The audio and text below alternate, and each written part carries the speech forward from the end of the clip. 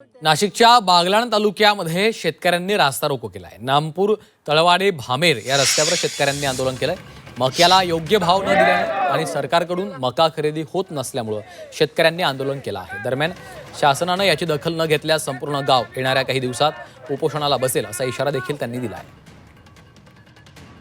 तुम्ही 31 मार्चपर्यंत सरकारने मुदत दिलेली आहे मका खरेदीची, ती 31 मार्चपर्यंत पेक्षा ती अजून वाढवून द्यायची आणि मका पूर्ण शेतकऱ्यांचा खरेदी झाला पाहिजे। आणि ज्या शेतकऱ्यांनी 1400 ते 1500 रुपये मका विक्री केलेला आहे तो मका मध्य प्रदेश सरकारने जसा भावांतर योजना लागू करून जो 24 रुपयाचा भाव भरून दिला होता तसं महाराष्ट्र सरकारने आणि केंद्र सरकारने महाराष्ट्राला मदत करावी। शेतभाव असेल किंवा मालाचा भाव असेल अतिशय दयनीय अशी अवस्था झालेली आहे आणि शेतकरी अतिशय कष्टाने पिकवतो, त्याला भांडवल लावतो आणि ते भांडवल जेवढा लावलेला असतं तेवढा देखील उत्पादन खर्च जो असतो तो निघून येत नाही। 10 महिन्यापासून मका काढून पडलेला आहे।